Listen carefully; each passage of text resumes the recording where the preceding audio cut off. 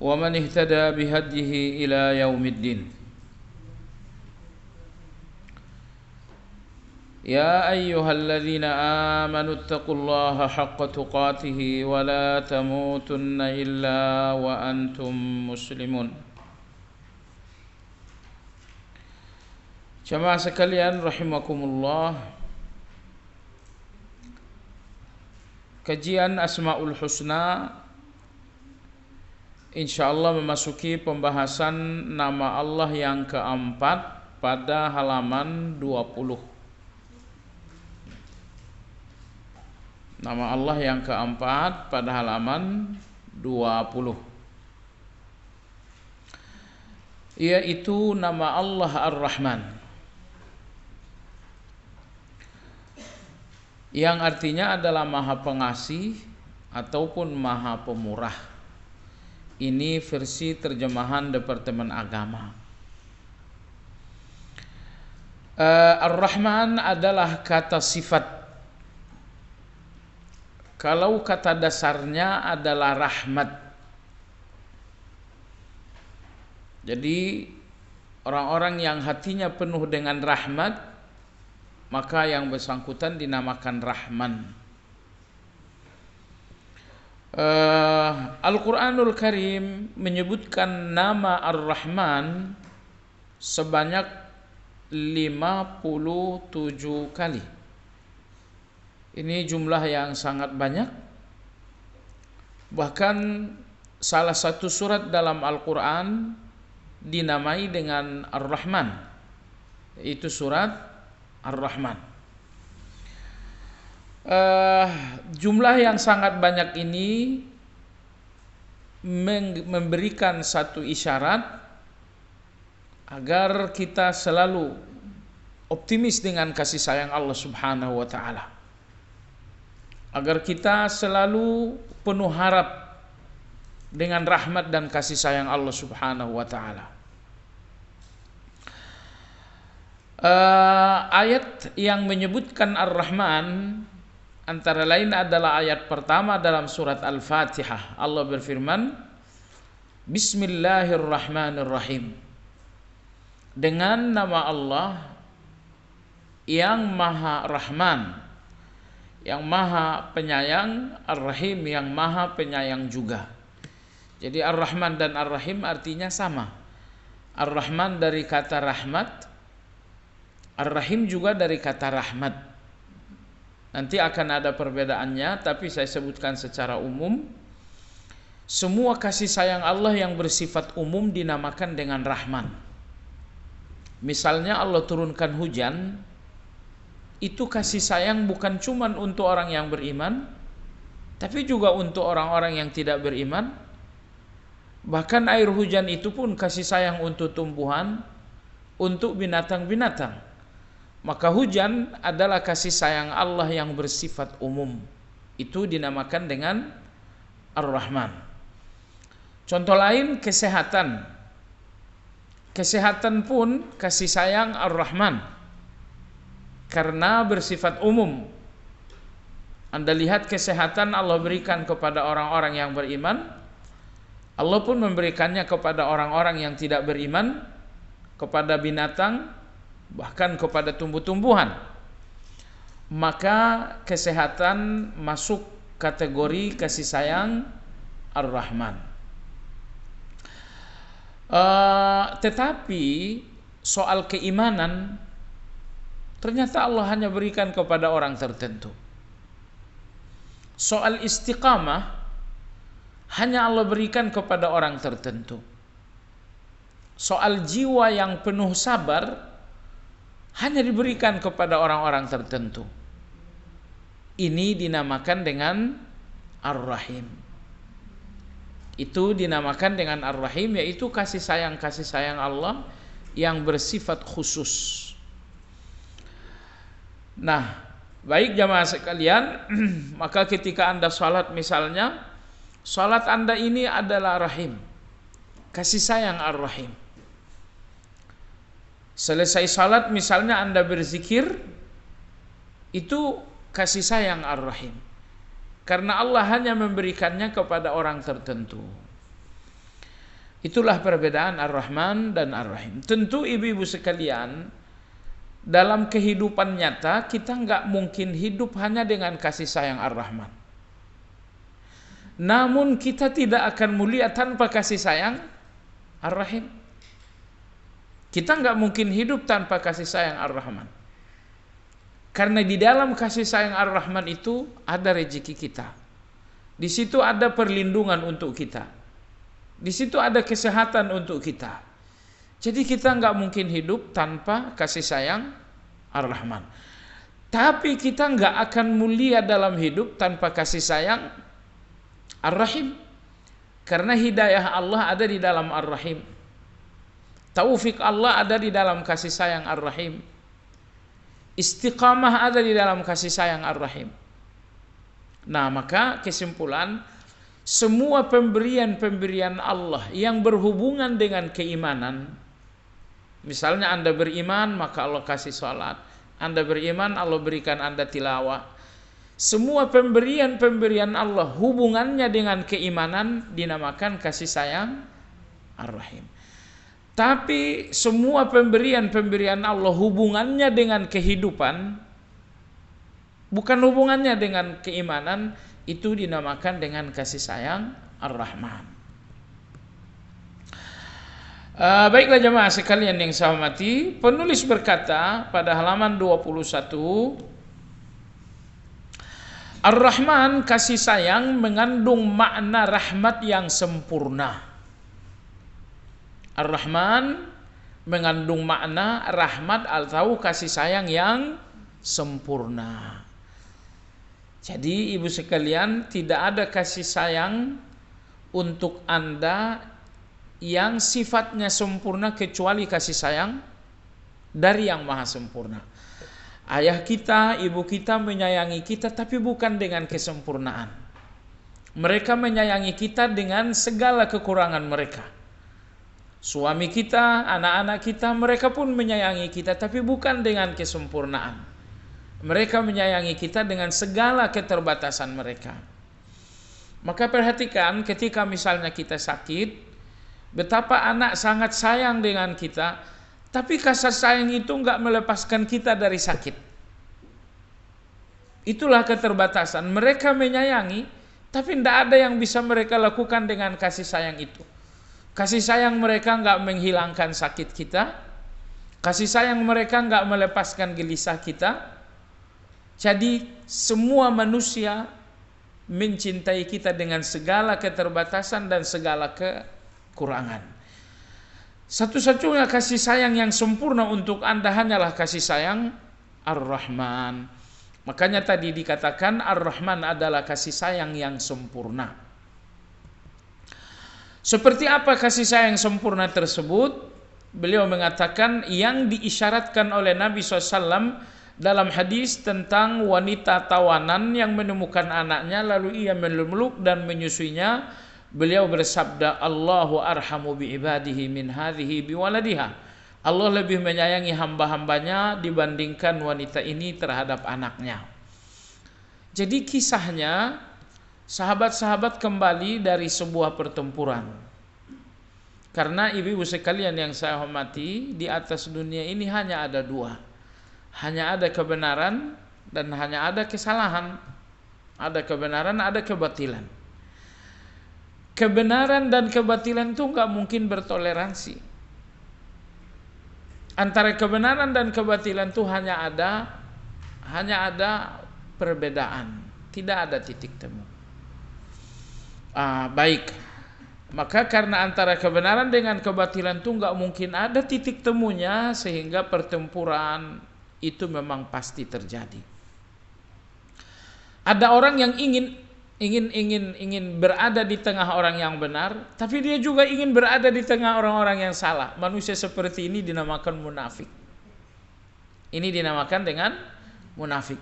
Dia ingin dihargai di kalangan orang-orang yang benar, tapi dia pun ingin dihargai di kalangan orang-orang yang salah. Anda ingin dihargai di antara dua kelompok yang berbeda, mana mungkin? Itu dinamakan munafik. Baik, jadi ada yang benar, ada yang salah. Di zaman Nabi kita Shallallahu Alaihi Wasallam, ketika Islam baru saja diperkenalkan, terjadi banyak sekali pertempuran. Undang-undang bertempur zaman dahulu, setiap tentara bertempur wajib membawa istri, kalau ada anak kecil, begitu juga dengan harta benda. Supaya tentara ini gak main-main. Kalau kamu kalah dalam pertempuran, istrimu akan ditawan, anakmu akan jadi budak, hartamu akan diambil. Begitulah undang-undang pertempuran. Nah, sehingga tentara yang membawa istrinya, apalagi membawa anak kecilnya, nggak akan main-main. Lebih baik mati daripada saya harus hidup melihat istri saya jadi tawanan. Nah, qadarullah, dalam satu pertempuran tertawanlah oleh para sahabat seorang wanita yang masih memiliki anak kecil. Anak kecil yang baru bisa berjalan, mungkin usia 2 tahun, belum sempurna. Intinya, kembalilah para sahabat ke kota Madinah membawa tawanan-tawanan perang, salah satunya adalah wanita tersebut. Sesampainya di Madinah, wanita ini tidak bisa mempertahankan anak yang terus-menerus meronta, ingin lepas, ingin bebas. Akhirnya oleh sang bunda dibiarkanlah anak ini pergi. Setelah anak ini pergi, tiba-tiba ibunya kehilangan jejak. Duh, anakku tadi di mana? Anakku tadi di mana? Sekarang ibunda mulai gelisah, mencari-cari di mana anakku, di mana anakku. Setelah mencari, akhirnya dia pun menemukan anaknya. Menemukan anak, lalu menggendong, memeluk, menyusui, sampai akhirnya anak tersebut tertidur. Nabi kita dan para sahabat melihat pemandangan ini. Lalu Nabi kita bertanya, ara'aitum hadhihi tarihatan waladaha finnar? Menurut kalian, maukah ibu ini membuang anaknya ke dalam api? Sahabat-sahabat mengatakan, ya Rasulullah, mana mungkin seorang bunda yang begitu besar menyayangi putranya, mana mungkin akan membuang anaknya ke dalam kobaran api? Kata Nabi Shallallahu Alaihi Wasallam, Allahu arhamu bi ibadihi min hadhihi bi waladiha. Allah lebih menyayangi hamba-hambanya melebihi seorang ibu menyayangi anak-anaknya. Allah lebih menyayangi hamba-hambanya melebihi seorang ibu menyayangi anaknya. Jadi ibu sekalian, kita nggak mungkin temukan lagi di atas kehidupan ini kasih sayang sebesar kasih sayang ibu kepada anak-anaknya. Hanya itu kasih sayang terbesar di depan mata kita. Namun Nabi bersabda, kasih sayang Allah kepada para hamba melebihi kasih sayang seorang ibu kepada anaknya. Nah, ini menunjukkan Anda tidak akan temukan kasih sayang sesempurna dan sebesar kasih sayang Allah Azza wa Jalla. Allah menyayangi Anda dengan segala yang Dia miliki, dan ibu menyayangi kita dengan kepemilikannya yang terbatas. Berapa uang ibu kita ketika menyayangi kita? Mungkin 1 miliar. Tapi Allah menyayangi kita dan segala-galanya Allah yang punya. Jadi Ar-Rahman adalah kasih sayang yang sempurna, kasih sayang yang mengalahkan kasih sayang seorang ibu kepada anak. Zaman dahulu ada seorang salafus saleh. Yang dimaksud dengan salafus saleh adalah para pendahulu. Di dalam doa beliau berkata, ya Allah, tidak ada yang paling menyayangiku dari kalangan manusia melebihi ibuku. Ibuku tidak suka aku tersentuh bahaya. Dan aku yakin bahwa kasih sayangmu ya Allah melebihi kasih sayang ibuku. Maka jauhkan aku dari segala bahaya. Begitulah beliau berdoa. Berikutnya Ar-Rahman juga mengandung makna rahmat yang luas. Ar-Rahman juga berarti kasih sayang yang luas. Apa yang dimaksud dengan kasih sayang yang luas? Ibu yang saya hormati, ibu punya kasih sayang, tapi berapa orang yang ada dalam kasih sayang ibu? Apakah di dalam kasih sayang ibu ada 100 orang? Oh mungkin lebih. Apakah ada 1000 orang dalam kasih sayang ibu? Rasa-rasanya nggak ada. Jadi kasih sayang kita ini sempit sekali. Karena di dalam kasih sayang kita hanya ada beberapa orang saja. Bahkan kadang-kadang tetangga pun tak ada dalam kasih sayang kita.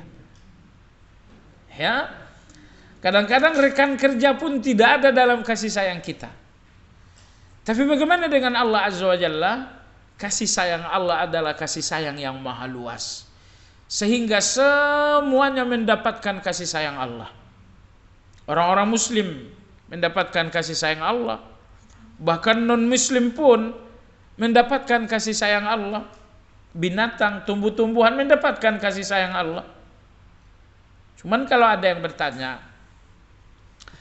Allah menyayangi non-muslim? Iya, Allah menyayangi non-muslim. Ya, Allah menyayangi non-muslim karena Allah Maha Penyayang, bukan karena mereka disayang. Ini berbeda dengan orang beriman. Allah menyayangi orang-orang yang beriman karena memang di samping Allah penyayang, orang-orang beriman ini pun layak disayangi, berhak untuk disayangi. Sehingga kasih sayang untuk orang yang beriman karena dua hal. Pertama karena Allah Maha Penyayang. Yang kedua karena orang-orang yang beriman ini berhak untuk mendapatkan kasih sayang itu. Nah, bagaimana dengan orang-orang non-muslim? Mereka disayangi oleh Allah karena memang Allah yang penyayang, bukan karena mereka berhak atas kasih sayang itu. Ya, bukan karena dia berhak atas kasih sayang tersebut. Jadi dengan demikian, kasih sayang Allah untuk orang-orang non-muslim itu karena satu hal saja, karena Allah yang Maha Penyayang, bukan karena mereka berhak untuk disayangi. Nah, ini berarti ibu sekalian betapa besar kasih sayang Allah kepada kita orang-orang yang beriman ini. Ya. Berikutnya penulis berkata seperti tersebut pada ayat 156 dalam surat Al-A'raf, Allah berfirman, wa rahmati wasi'at kulla syai', dan kasih sayangku meliputi segala sesuatunya. Jadi segala sesuatunya disayangi oleh Allah Azza wa Jalla. Nah, cuman ingat, Allah menyayangi Anda dengan kebijaksanaan Allah, bukan dengan maunya kita. Kadang-kadang kita mau, saya ingin disayangi Allah dengan cara begini. Dan ternyata cara-cara cinta yang kita inginkan dari Allah itu semuanya hawa nafsu. Saya tuh merasa disayangi Allah kalau saya sehat. Saya tuh merasa disayangi Allah kalau saya dikasih uang. Saya itu merasa disayangi Allah kalau saya diberikan bisnis yang lancar. Jadi kita ingin kasih sayang Allah itu dalam bentuk-bentuk yang hawa nafsu. Ya, dalam bentuk yang bentuk-bentuk yang hawa nafsu. Subhanallah, betapa rendah cinta yang kita inginkan kalau hanya soal uang. Betapa rendah cinta yang kita inginkan kalau hanya soal pekerjaan dan gaji. Hanya itukah arti cinta dan kasih sayang bagi kita? Nah, jamaah sekalian yang saya hormati, jadi ridholah, lapang dadalah, biarkan Allah menyayangi kita sesuai dengan kebijaksanaan Allah. Allah pasti tidak salah dengan cara yang Allah pilih untuk menyayangi kita. Nah, dalam perjalanan tadi saya dengarkan satu ceramah, disampaikan orang Mesir namanya Dr. Khalid Abu Shadi. Beliau mengatakan, terkadang Allah kirimkan musibah kepada seseorang, tapi di dalam terdapat kasih sayang Allah. Namun Allah kirimkan pula nikmat kepada orang lain, namun di dalamnya terdapat kehancuran. Allah kirimkan seseorang musibah, namun di dalamnya terdapat rahmat. Contoh, Nabi Ayub alaihi salam Allah kirimkan musibah berupa sakit. Tapi meskipun beliau sakit, Allah berikan hati yang sabar, Allah berikan hati yang ridho. Sehingga Nabi Ayub alaihi salam mengalami malapetaka secara fisik, tidak secara mental. Adapun mental Nabi Ayub, hati Nabi Ayub, di dalam hati itu terdapat kasih sayang Allah. Karena di dalam hati itu ada ridha, di dalam hati itu ada sabar. Nah, tapi kita lihat Firaun, Allah berikan kepadanya nikmat yang sangat banyak, yang ternyata di dalamnya lah beliau menemukan kehancuran. Nah, jadi kasih sayang Allah Subhanahu wa ta'ala sesuai dengan kebijaksanaan Allah, tidak sesuai dengan keinginan kita. Baik jemaah sekalian yang saya hormati,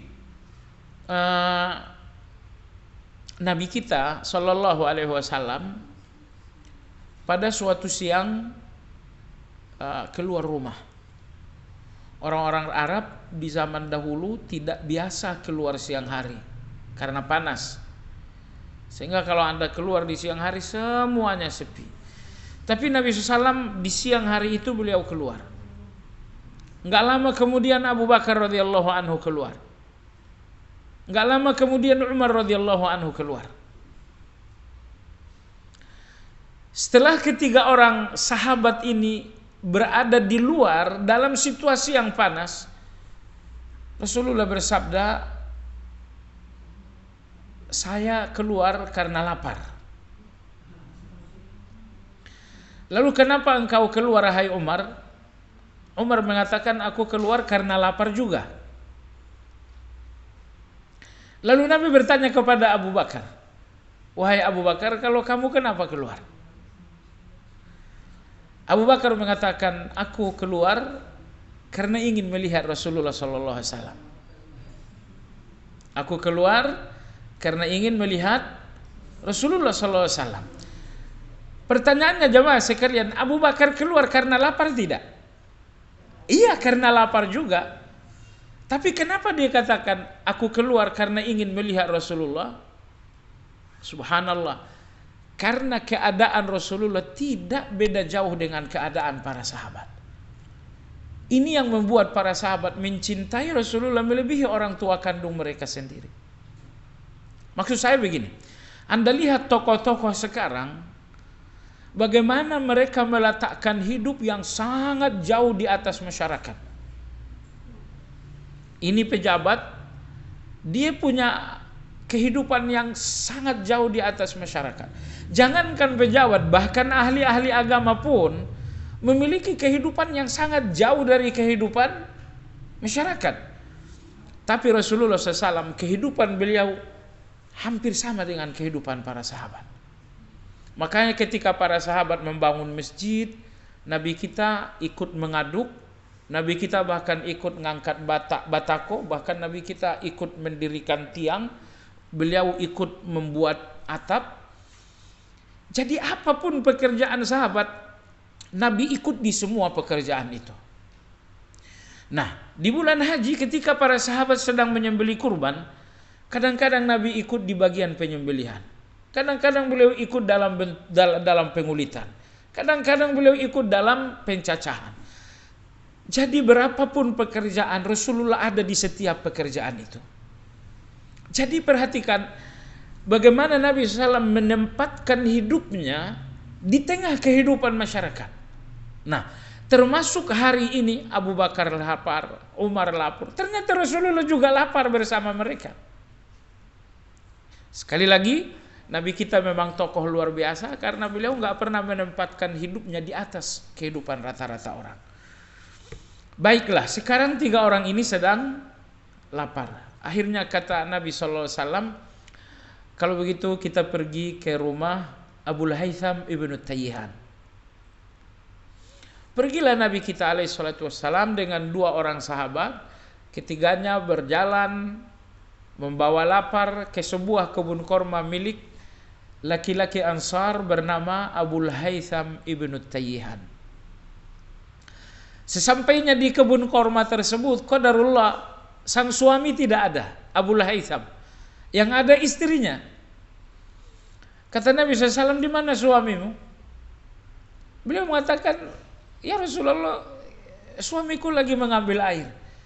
Ya Rasulullah, tolong jangan pergi, tolong ditunggu suami saya kembali. Akhirnya sang istri menggelar tikar di tengah kebun korma. Rasulullah SAW duduk bersama 2 orang sahabatnya. Tidak lama setelah itu kembalilah Abul Haytham ini sambil membawa air bersih. Melihat Rasulullah duduk di depan gubuknya di tengah kebun korma, Abul Haytham radhiyallahu anhu bertakbir. Beliau mengatakan, Allahu Akbar, Allahu Akbar. Tidak ada rumah semulia rumah Abul Haytham hari ini. Karena di dalam rumah beliau atau di depan rumah beliau ada seorang tamu. Bahkan 3 orang tamu, yaitu Rasulullah Sallallahu Alaihi Wasallam. Maka ya Allah, dari sebelum sampai rumah, melihat Rasulullah duduk di depan rumah beliau, beliau bertakbir, Allahu Akbar, Allahu Akbar, Allahu Akbar. Nggak ada rumah hari ini sebaik dan semulia rumah Abul Haytham, karena ada Rasulullah Sallallahu Alaihi Wasallam. Beliau mengatakan, ya Rasulullah, Anda mau korma yang mana? Biar saya panjat. Kata Nabi Sallallahu Alaihi Wasallam, kalian orang Madinah lebih faham korma daripada kami orang Mekah. Kata Abul Haytham, ya Rasulullah, tunggulah sebentar. Selanjutnya Abul Haytham radhiyallahu anhu memanjat pohon korma dan menurunkan korma-korma yang masih mulai matang atau yang dinamakan dengan rutab itu. Segar sekali tentunya. Beliau turunkan dan dihidangkan kepada Rasulullah SAW. Beliau mengatakan, ya Rasulullah, silakan makan korma, jangan pergi, tunggu sebentar. Abul Haytham radhiyallahu anhu pergi ke belakang rumah. Dia tangkap seekor kambing, dia sembelih, dikuliti, dimasak, dan sekarang dihidangkan kepada Rasulullah dan Abu Bakar dan Umar. Akhirnya Abu Bakar, Umar, tentu saja Rasulullah makan kenyang. Setelah itu mereka kembali. Rasulullah sebelum kembali mengatakan, wahai Abu Bakar, kita datang dalam keadaan lapar dan kita akan pulang dalam keadaan kenyang. La tus'alunna yawma idzin 'anin na'im. Nikmat hari ini harus kita pertanggungjawabkan di depan Allah. Baik. Sebelum kembali, Rasulullah SAW berpesan kepada Abul Haytham. Jadi rupanya Nabi kita melihat semua pekerjaan ditangani sendiri oleh Abul Haytham. Tidak ada pembantu, tidak ada budak.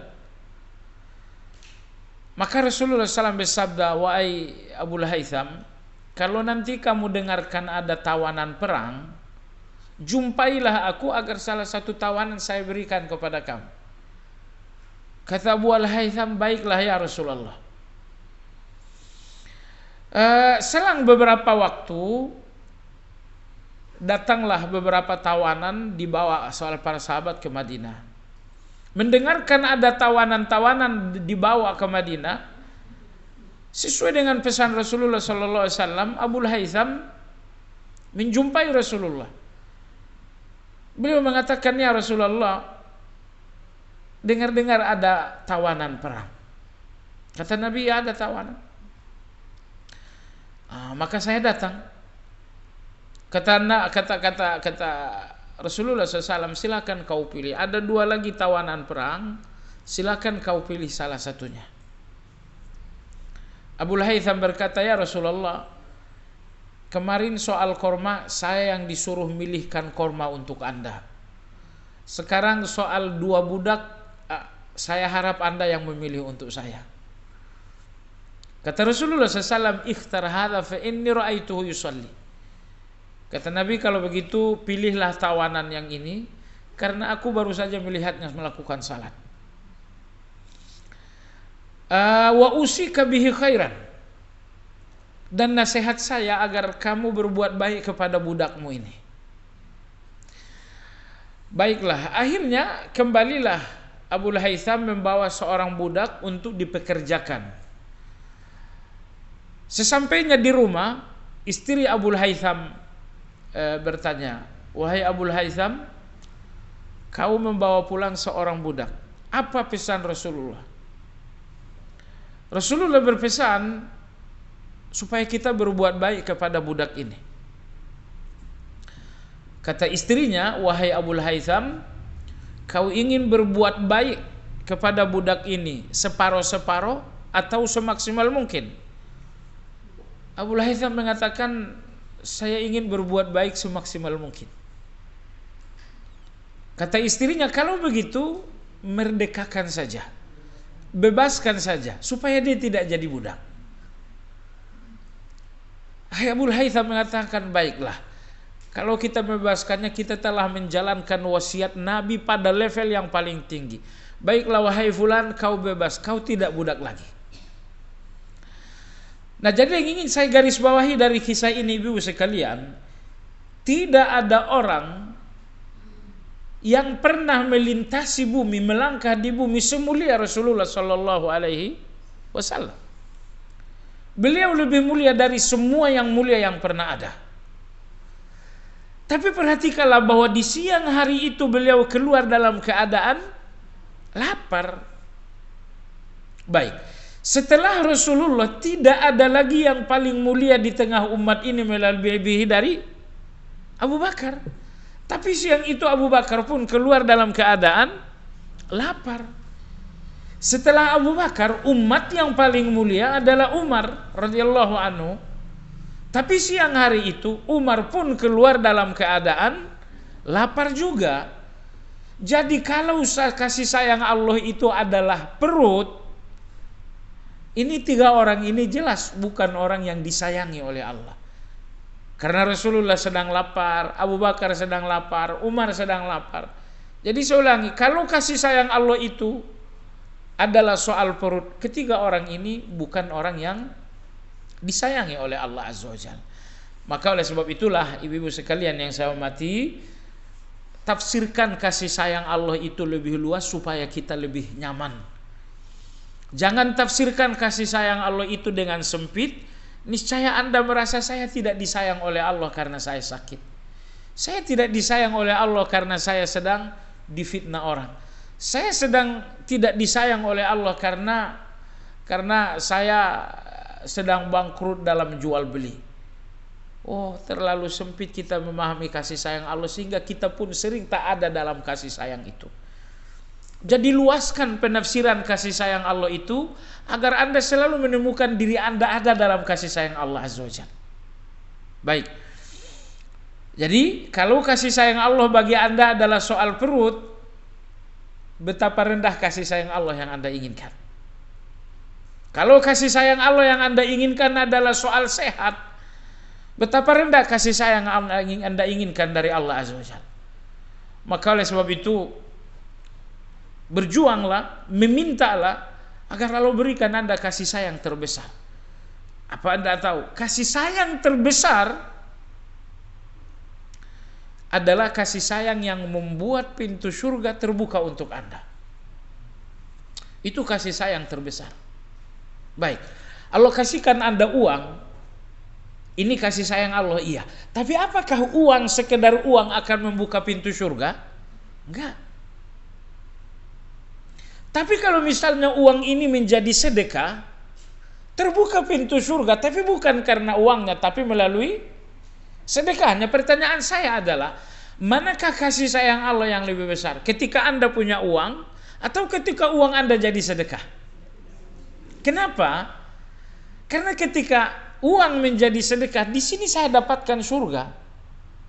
Adapun uang sekedar uang, ini ada di tangan Korun, ini ada di tangan Firaun. Baik, kesehatan ini kasih sayang Allah. Tapi kesehatan, sekedar kesehatan itu kasih sayang yang sangat rendah. Nah, Anda tidak akan masuk surga hanya karena Anda sehat. Tapi ketika dengan kesehatan ternyata tilawah Anda menjadi banyak. Ketika dengan kesehatan ternyata sholat malam Anda lebih banyak. Ketika dengan kesehatan misalnya puasa sunnah Anda lebih banyak. Ini surga bagi Anda.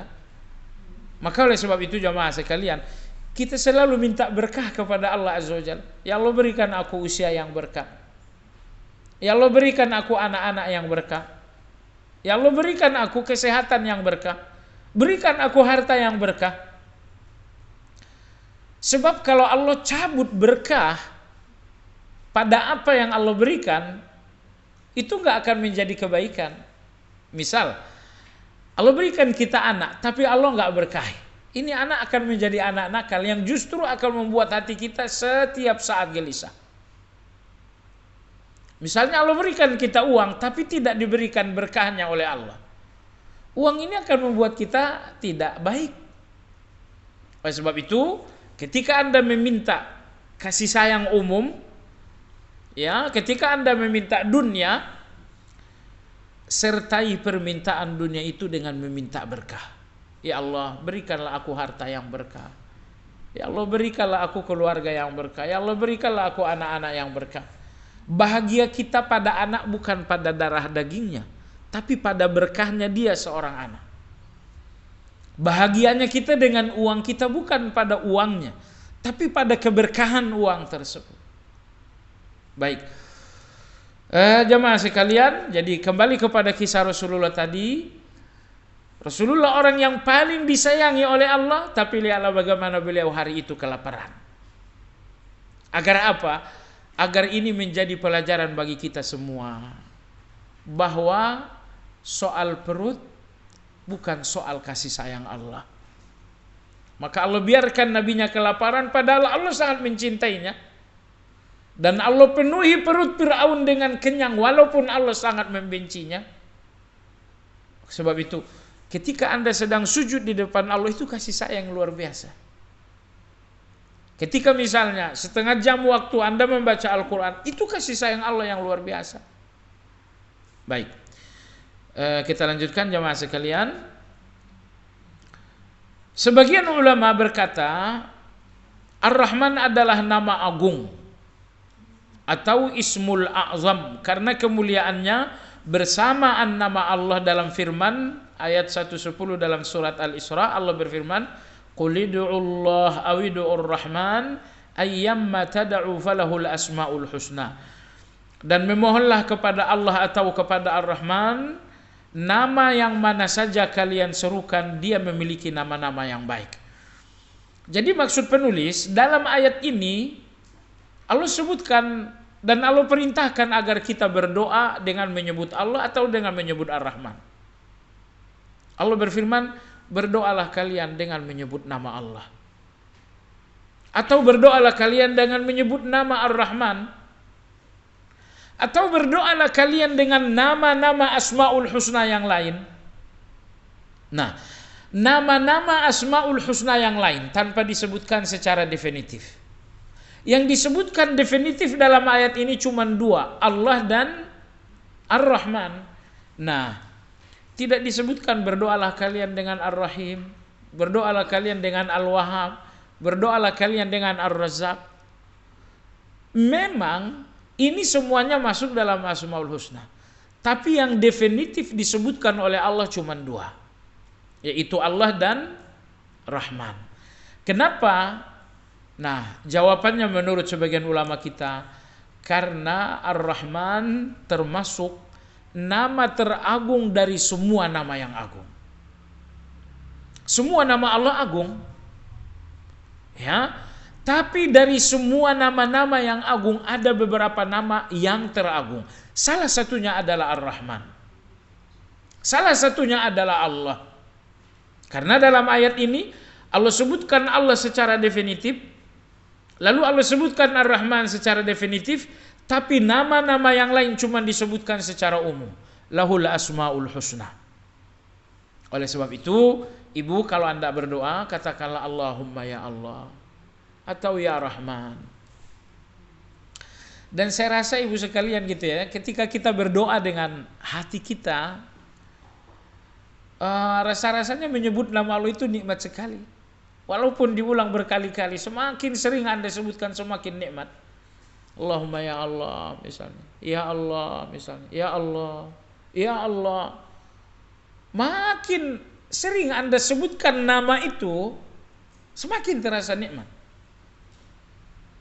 Lebih-lebih kalau Anda sadar bahwa Allah sedang mendengar Anda. Misalnya ketika Anda Allahumma ya Allah, Anda sadari Allah lagi mendengarkan Anda menyebutkan namanya. Anda tidak sedang menyebutkan nama seorang presiden, ya, tapi yang sedang Anda sebutkan adalah nama Allah. Maka menyebutkan nama Allah berkali-kali itu nikmat sekali. Berikutnya Allah bersemayam di atas arasy dengan nama Ar-Rahman. Perhatikan dalam surat Thaha ayat yang kelima, Allah berfirman Ar-Rahmanu 'alal 'arsy istawa.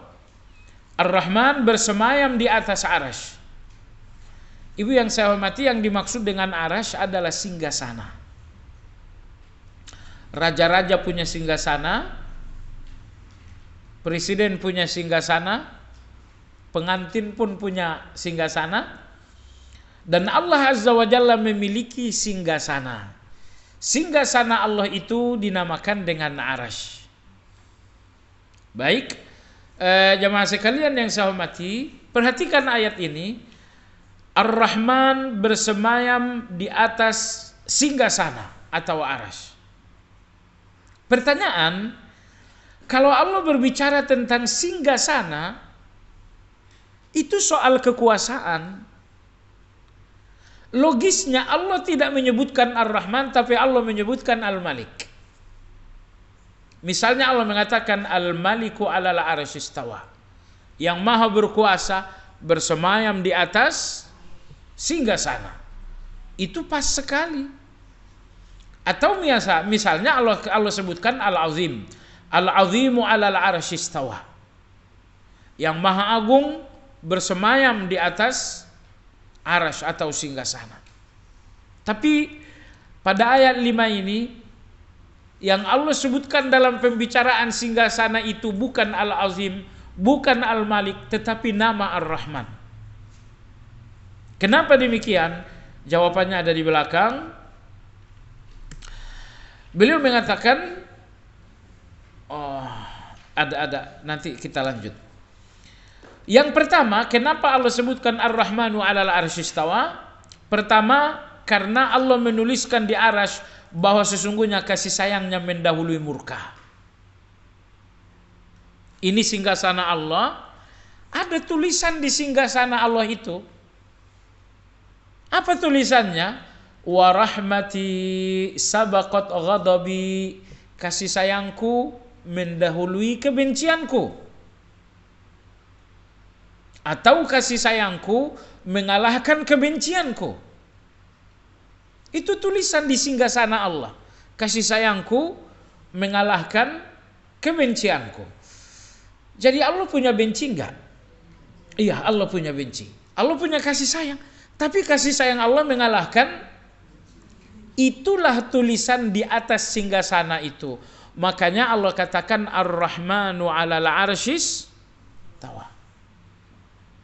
Kenapa Ar-Rahman disebutkan dalam pembicaraan arasy atau singgasana? Karena di singgasana ada tulisan wa rahmati sabaqat ghadabi. Kasih sayangku mengalahkan kebencianku. Kalau manusia berbeda. Kasih sayang kalah dengan kebencian. Nah, itu kita manusia banget itu. Ya. Tadinya saya sayangi si fulan ini. Tapi saya tangkap basah berkali-kali, dia suka gibahin saya. Bukan sekali, bukan dua kali, berkali-kali dia gibahin saya. Bagaimanapun saya benci dengan dia. Bukan saya cuma benci dengan dia, tapi akhirnya saya memusuhi dia. Apa yang terjadi ibu sekalian? Kasih sayang saya kalah dengan dengan kebencian saya. Kasih sayang saya kalah dengan kebencian saya. Sekarang coba dengarkan ketika Nabi kita berkisah, ada seorang laki-laki yang membunuh 100 nyawa. Pembunuh berdarah dingin. 1, 2, 3 sampai 99 orang. Ketemu yang ke-99 orang yang berpenampilan ahli ilmu, ahli agama. Oh, ini pakai gamis, pakai peci, ini ahli agama banget. Akhirnya dia bertanya, saya ini sudah membunuh 99 nyawa. Saya mau tanya, saya diampuni Allah tidak? Oleh ahli ibadah ini dijawab, oh enggak, kamu enggak diampuni lagi. Akhirnya dia bunuh. Jadi genaplah korban pembunuhan laki-laki ini sebanyak 100 nyawa. Akhirnya dia bertemu dengan laki-laki yang berilmu. Kalau tadi ahli ibadah, sekarang ahli ilmu. Lalu dia bertanya, saya dengan jumlah korban pembunuhan 100 nyawa, kira-kira saya diampuni tidak? Ahli ilmu ini mengatakan, waman yamna'uka min taubatillah, siapa yang menghalangimu dari taubat? Allah berikan kamu taubat, enggak ada masalah, Allah ampuni kamu. Nah, maka ibu-ibu sekalian yang saya hormati, di antara amal yang paling luar biasa ketika Anda selalu memberikan harapan-harapan orang kepada Allah. Kalau Anda buat seseorang berharap kepada saya, itu enggak ada nilainya, bahkan itu salah. Kamu ingin kerja, minta kepada fulan. Anda sedang membuat seseorang berharap kepada manusia. Nah, yang saya maksudkan adalah bicaralah agar semua orang punya harapan kepada Allah Azza wa Jalla.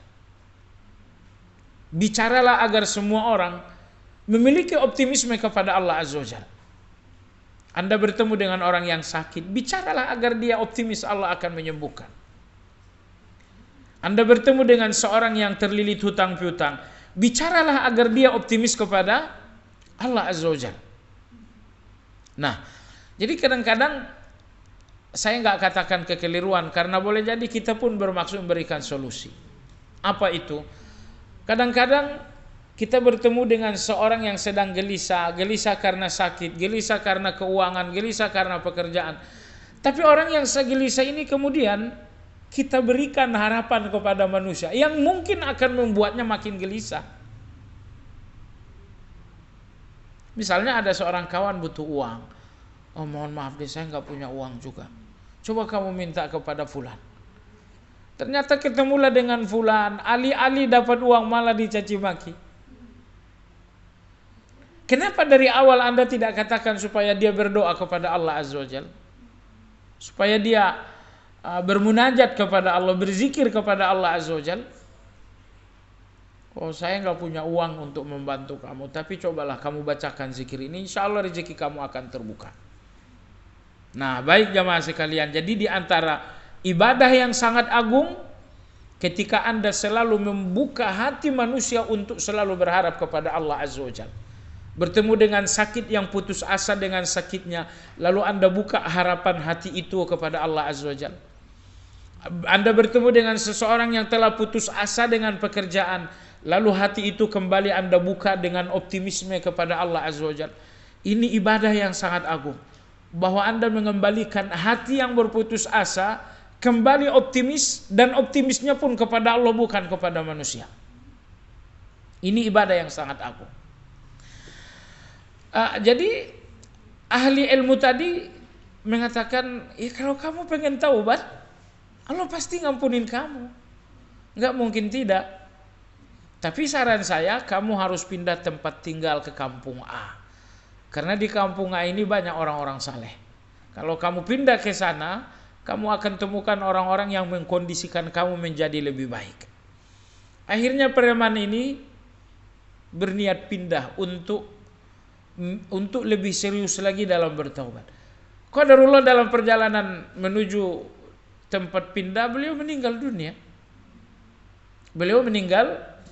dunia. Setelah meninggal dunia, datang malaikat azab mengatakan orang ini harus diazab, membunuh 100 nyawa. Dan dia nggak melakukan kebaikan apa-apa. Apakah dia salat? Tidak. Apakah dia berzakat? Tidak. Apakah dia puasa? Tidak. Tidak ada kebaikan, yang ada adalah kejahatan. Orang ini harus dihukum. Kemudian datang malaikat rahmat. Malaikat rahmat ini sering datang ke rumah kita kalau nggak ada anjing, kalau nggak ada patung, nggak ada foto. Datang malaikat rahmat. Beliau mengatakan orang ini memang nggak punya amal, dosanya memang banyak, tapi dia dalam perjalanan menuju sebuah perubahan. Dia punya iktikad yang sangat kuat untuk bertaubat. Orang ini diampuni oleh Allah Azza wa Jalla. Intinya dua malaikat ini anggaplah bertengkar, dan Allah menurunkan malaikat yang ketiga. Allah menurunkan malaikat ketiga. Malaikat ketiga mengatakan diukur saja. Kalau jenazahnya lebih dekat kepada negeri hijrah, berarti dia diampuni, dia mendapat rahmat. Tapi kalau jenazahnya lebih dekat kepada kasus terakhir melakukan pembunuhan, berarti dia diazab. Akhirnya dua malaikat ini melakukan pengukuran. Yang satu mengukur jenazah ke TKP kejahatan terakhir, yang kedua mengukur jenazah menuju negeri hijrah. Sewaktu dua malaikat ini sedang mengukur, Allah merenggangkan bumi satu hasta. Allah renggangkan sehasta, sehingga jenazah ini satu hasta lebih dekat kepada negeri hijrah. Satu hasta doang. Jadi tidak lebih dekat 1 kilo atau 1 depa gitu, cuma satu hasta saja. Akhirnya orang ini diampuni. Jadi maksud saya jamaah sekalian, kejahatan yang orang ini yang membuat Allah benci 100 nyawa. Hanya dengan niat taubat loh. Hanya dengan niat taubat Anda lihat bagaimana kebencian Allah ini kalah dengan kasih sayang Allah. Makanya tadi di Arash, di singgasana Allah ada tulisan wa rahmati sabaqat ghadabi. Kasih sayangku mengalahkan kebencianku. Betapa Allah benci preman dengan 100 pembunuhan, namun dia sungguh-sungguh berniat untuk taubat. Dan apa yang Anda lihat? Kita lihat bagaimana kebencian Allah ini kalah dengan kasih sayang Allah. Demikianlah Allah Subhanahu wa taala Ar-Rahman. Ya, kita punya baik, kita punya salah, tapi Allah yang Maha Penyayang selalu menghapus salah kita dengan baiknya kita. Kalau manusia beda. Kalau manusia justru menghapus kebaikan dengan kesalahan. Anda baik 100 kali dan 1 kali Anda salah, orang akan mengatakan nggak ada baiknya dia. 100 kebaikan Anda akan terhapus dengan 1 kesalahan. Tidak demikian dengan Allah Azza wa Jalla. 100 kasus pembunuhan ini dihapus oleh Allah hanya dengan 1, bukan perbuatan, tapi sekedar niat saja. Nah, maka kembali kepada buku catatan di atas arasy Allah berbunyi wa rahmati wasi'at wa rahmati sabaqat ghadabi. Kasih sayangku mengalahkan kebencianku. Inilah catatan di arasy Allah. Karena catatan ini ada di arasy, makanya Allah berfirman Ar-Rahmanu 'alal 'arsy istawa. Alasan yang kedua, kenapa Ar-Rahman 'alal 'arsy istawa? Pembicaraan tentang singgasana dengan menyebutkan Ar-Rahman. Apa alasan kedua? Arasy adalah makhluk Allah yang paling besar. Ia disebutkan bersamaan dengan sifat yang paling luas, yaitu Ar-Rahman. Jadi arasy makhluk yang paling besar, dan Ar-Rahman adalah sifat Allah yang paling luas. Berarti ini sesuai. Allah sebutkan Ar-Rahman, sifat yang paling luas, bersamaan dengan rahmat makhluk yang paling besar, jadi cocok. Ini alasan kedua mengapa dalam ayat disebutkan Ar-Rahmanu 'alal arsyistawa. Selanjutnya penulis mengatakan di mana Allah menciptakan 100 rahmat. Satu rahmat di antaranya dapat memenuhi langit dan bumi dan hanya satu di antaranya yang diturunkan di bumi. Maksudnya begini. Allah menciptakan 100 rahmat. Satu rahmat diturunkan di bumi. Sejak bumi diciptakan sampai bumi hancur. Hanya satu rahmat ini saja. Satu rahmat ini yang turun, disitulah Adam mencintai Hawa, disitulah Adam Hawa mencintai anak-anak, disitulah kita menyayangi anak-anak kita, orang tua kita, saudara kita. Jadi coba Anda lihat, hanya satu rahmat turun di muka bumi, betapa indahnya muka bumi ini. Itu baru satu rahmat. Kalau Anda bertanya, di mana rahmat yang 99? Rahmat yang 99 akan diberikan oleh Allah di surga. Masya Allah. Jadi satu rahmat saja dunia sudah sedemikian luar biasanya. Anda bisa bayangin kalau nanti Anda ditakdirkan masuk surga dan Anda dapatkan 99 rahmat. Luar biasa sekali. Makanya negeri surga Allah sebutkan dengan negeri rahmat. Allah berfirman, yudkhilu man yasha'u fi rahmatih. Allah memasukkan orang-orang yang Dia kehendaki ke dalam rahmatnya. Dan Allah nggak pernah menyebutkan dunia ini negeri rahmat, tapi negeri ujian. Negeri rahmat itu namanya adalah surga. Karena di sana Allah akan melunasi atau Allah akan menyempurnakan 99 rahmat lagi. Penulis berikutnya berkatakan, satu rahmat itulah yang memancarkan adanya saling cinta di antara seluruh ciptaan. Seorang ibu mencintai anaknya, seekor burung dan induk-induk binatang ternak menyayangi anak-anaknya. Satu rahmat turun di muka bumi, itulah yang dibagi-bagi sehingga ibu menyayangi anaknya. Bahkan induk-induk binatang menyayangi anak-anaknya dengan satu rahmat itu. Berikutnya, ini luar biasa, penulis berkata, Allah telah mewajibkan bagi dirinya sifat kasih sayang. Padahal Dialah yang maha memerintah dan maha melarang, tidak ada yang memerintahnya di hadapan hamba-hambanya. Allah berfirman dalam surat Al-An'am ayat 54, Kataba rabbukum ala nafsihir rahmah.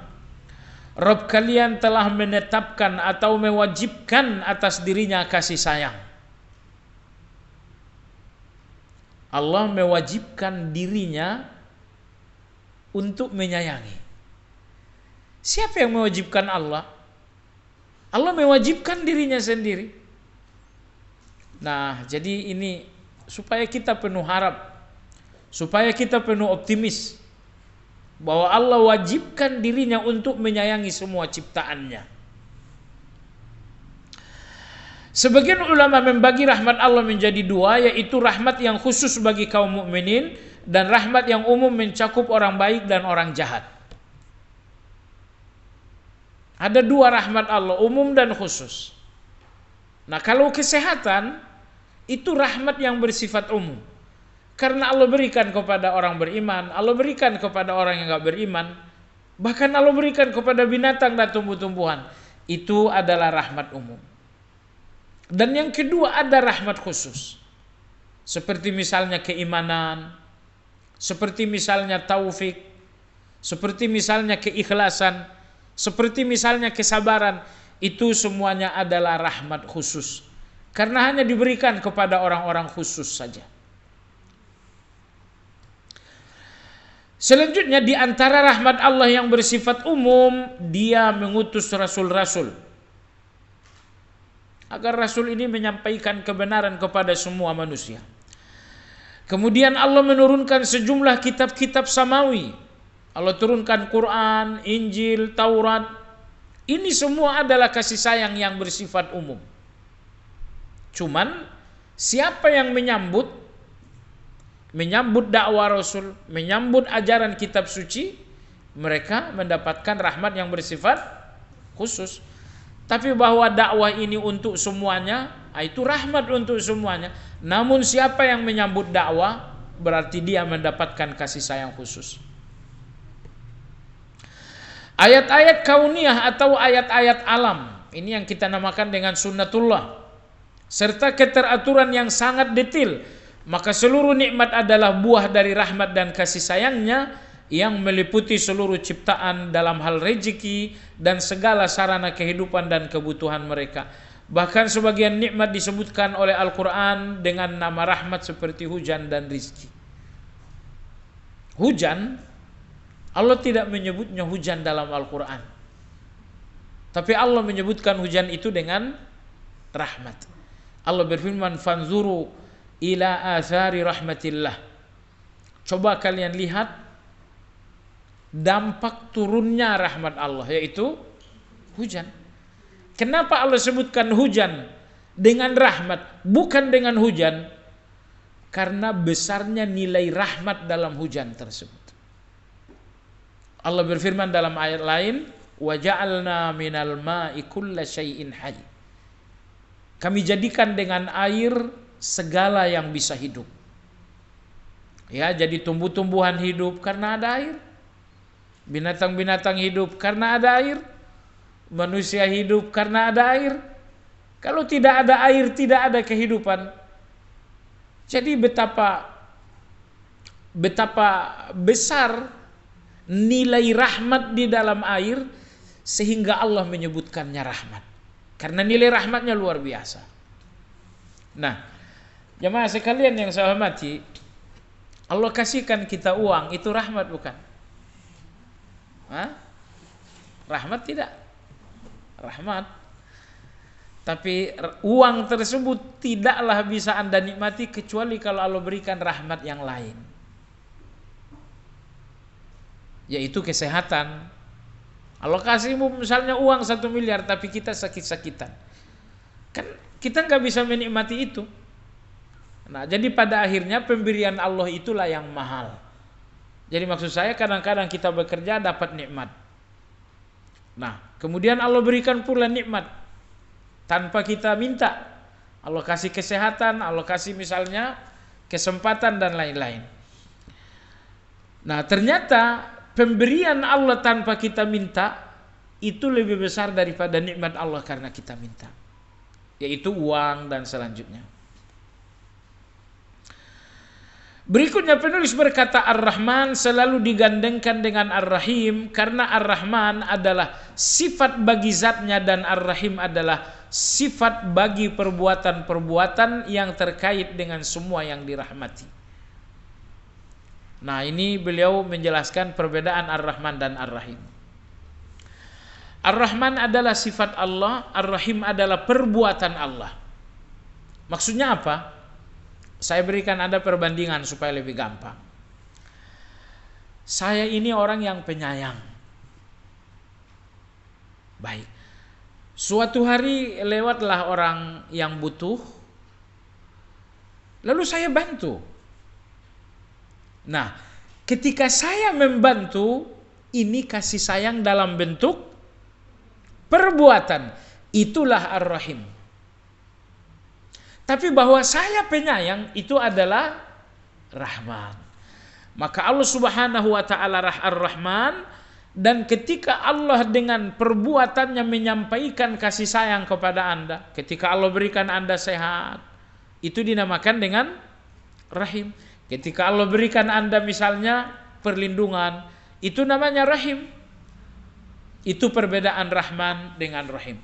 Rahman adalah sifat, Rahim adalah perbuatan. Sifat Allah adalah sifat Rahman, dan perbuatan-perbuatan Allah adalah perbuatan-perbuatan Rahim. Ini sisi lain perbedaan antara Rahman dan Rahim. Baiklah ibu sekalian, kita memasuki subjudul berikutnya. Penulis berkata, berdoa dengan nama Ar-Rahman. Yang pertama adalah doa ibadah. apa ibadah-ibadah yang berhubungan dengan nama Ar-Rahman. Baik. Beliau mengatakan seorang mukmin memperoleh rahmat khusus yang dapat diupayakan dengan melaksanakan sejumlah amal dan ketaatan, secara khusus beberapa hal berikut. Jadi Allah memiliki kasih-kasih sayang khusus, Allah memiliki rahmat-rahmat khusus, dan kita akan memperolehnya melalui perbuatan. Dan ini kasih sayang Allah Azza wa Jalla, bahwa rahmat khusus itu diperoleh dengan satu perbuatan. Anda bayangkan kalau misalnya kasih sayang khusus itu diperoleh karena garis keturunan. Misalnya rahmat khusus Allah hanya untuk keturunan A, hanya untuk keturunan B. Allah nggak adil. Tapi Allah yang maha adil menetapkan kasih sayang khusus Allah hubungannya dengan satu perbuatan. Nah, siapa yang melakukan perbuatan itu maka dia berhak mendapatkan kasih sayang Allah. Nah, ini berarti jamaah sekalian, kasih sayang Allah itu peluang semua orang. Gak ada orang yang mengatakan kasih sayang Allah itu peluang kami keturunan tertentu. Tidak. Kasih sayang Allah itu peluang untuk semuanya, karena kasih sayang Allah itu hubungannya dengan perbuatan, bukan dengan keturunan. Nah, perbuatan-perbuatan apa saja yang menghasilkan kasih sayang khusus Allah?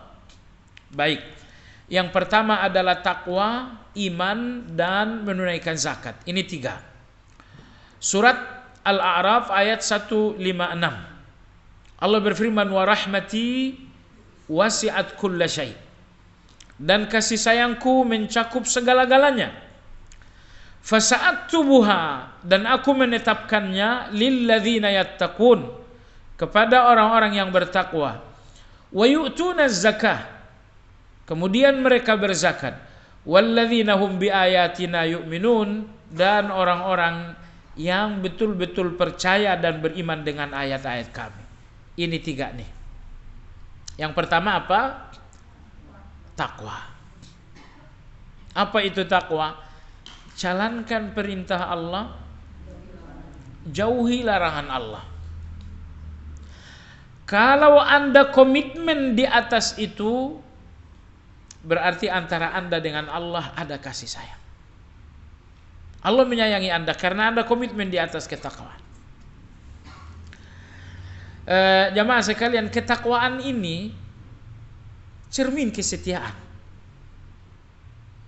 Perintah Allah Anda jalankan, larangan Allah Anda jauhi. Itulah kesetiaan seorang hamba kepada Allah Azza wa Jalla. Nah, tapi bayangkan perintah Allah diabaikan, larangan Allah dilanggar. Ini pengkhianatan seorang hamba kepada Allah Subhanahu wa taala.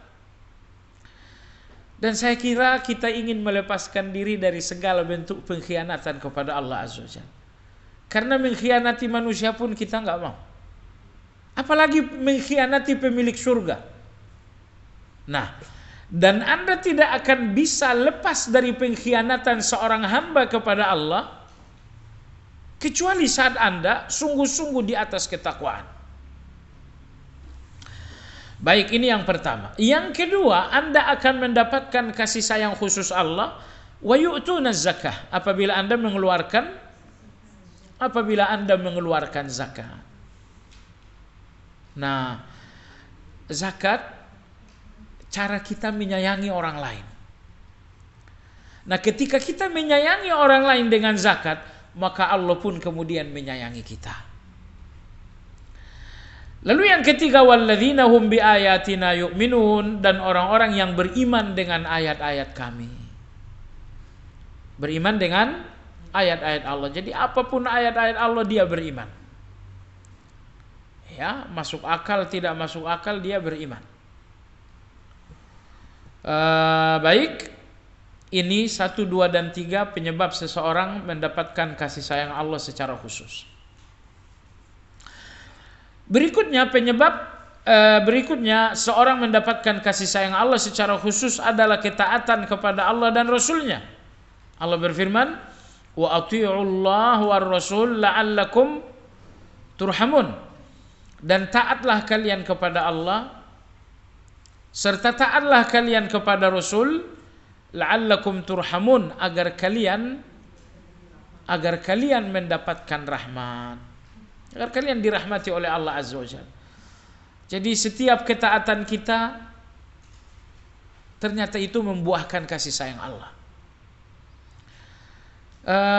Dan setiap dosa kita itu menjauhkan kasih sayang Allah. Cuman begini ibu sekalian, sekarang ini rahmat Allah untuk kita kan banyak sekali. Kita nggak bisa hitung itu. Begitu ada seseorang yang bermaksiat, misalnya ada seseorang yang gibah, ini menghilangkan satu rahmat. Tapi tidak terasa karena masih banyak rahmat-rahmat Allah yang lain. Lalu kita lakukan lagi dosa yang kedua, Allah cabut lagi rahmat. Namun belum terasa apa-apa karena masih banyak rahmat yang lain. Tapi begitu kita lakukan dosa yang ketiga, keempat, kelima, keenam, satu persatu rahmat ini hilang, dicabut, barulah akhirnya kita gelisah. Barulah akhirnya kita alami malapetaka. Ada apa ini? Sebenarnya ini adalah puncak dari banyak kejahatan yang kita nggak sadari. Maka jangan berpikir ketika Anda lakukan satu dosa Anda nggak melihat hukuman Allah Azza wa Jalla. Jangan berpikir seperti itu. Ingat, satu dosa sekecil apapun menghilangkan rahmat Allah. Cuman kita nggak tahu rahmat mana yang hilang. Tapi pasti ada yang hilang. Cuman karena masih banyak rahmat-rahmat yang lain, kita belum merasakan dampak adanya satu rahmat yang hilang. Namun kalau Anda nekat melakukan dosa lagi, akhirnya nanti akan banyak sekali rahmat yang dicabut.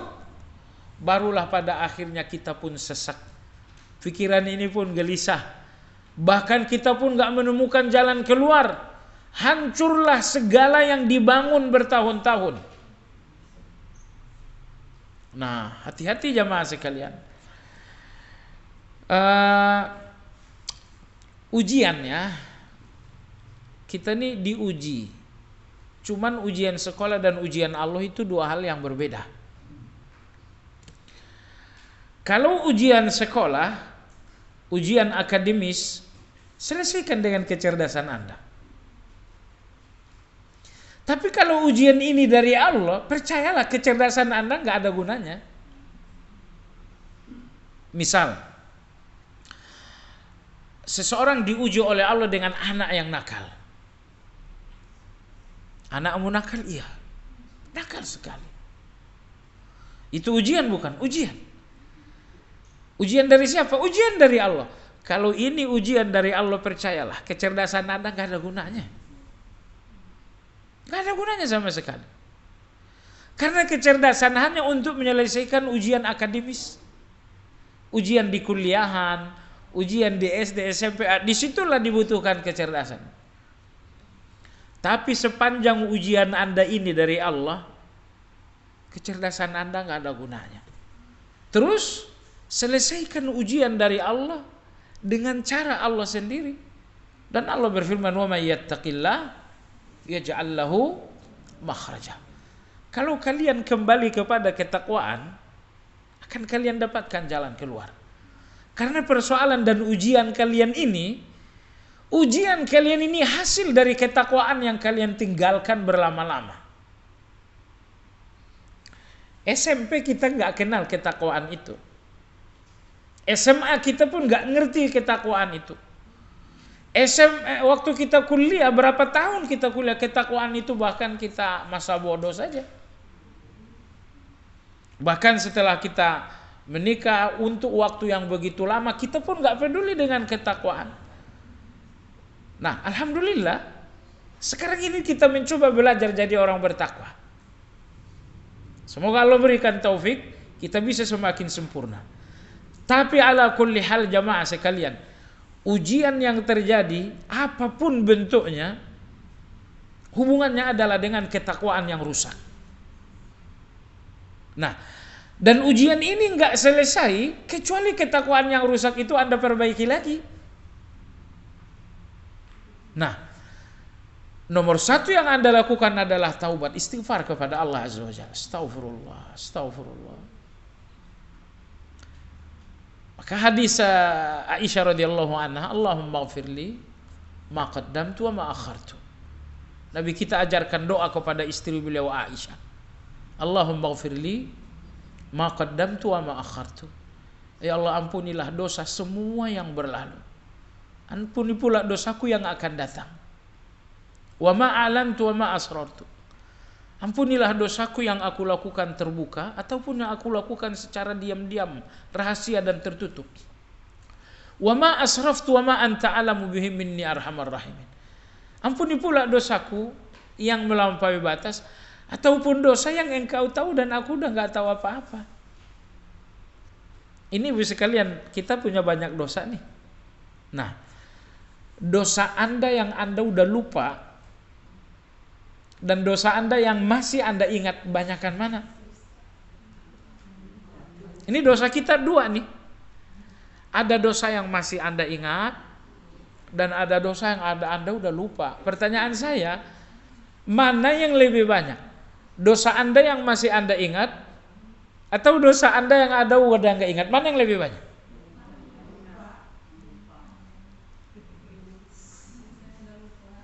Saya kira dosa yang kita ingat, dari total dosa kita yang kita ingat ini, ya mungkin 2%. 98% lagi kita udah nggak ingat. Satu-satunya harapan kita Allah Maha Penyayang, Pengampun, itu saja. Nah, maka oleh sebab itu jemaah sekalian, percayalah, kalau hari ini kita mengalami satu ujian dan kita ingat dosa-dosa kita nggak sakit dengan ujian itu. Yang sakit dengan ujian, orang yang merasa benar. Saya kan udah sholat, saya kan sudah rutin zikir pagi, zikir petang, saya kan tahajud, saya kan sholat duha, kenapa saya masih diuji? Oh, itu sakit sekali itu. Yang paling merasa sakit dengan ujian adalah orang yang merasa benar.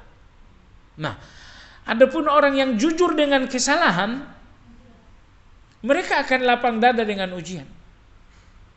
Begitu Allah uji misalnya, dan dia ingat, wajar sih saya juga orangnya jahat.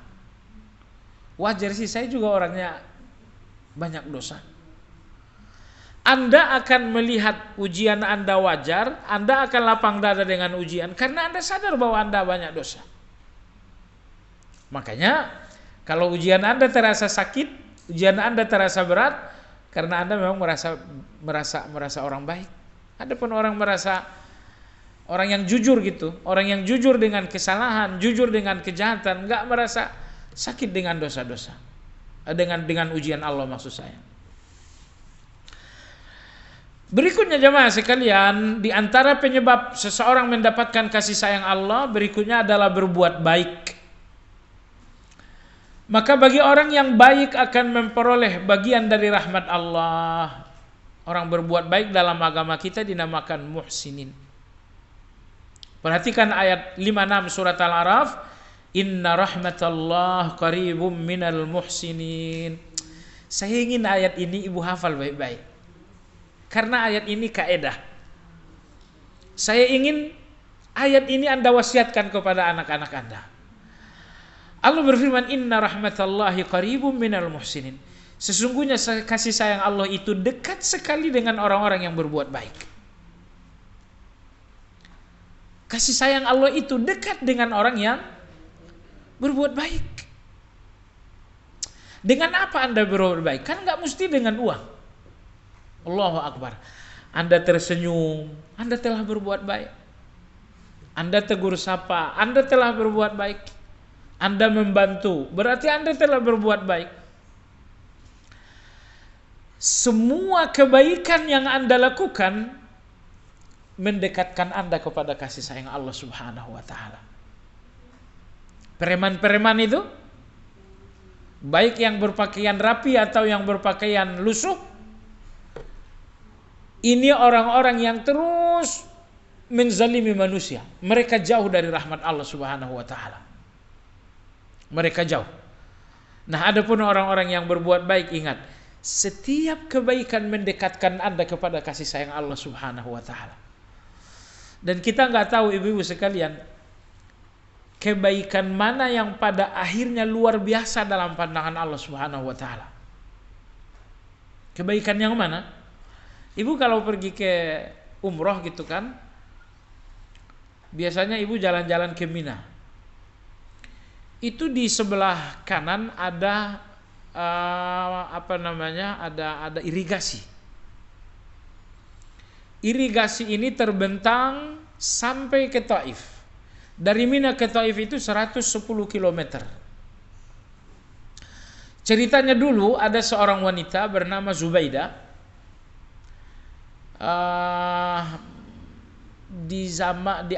Berabad-abad yang lalu lah.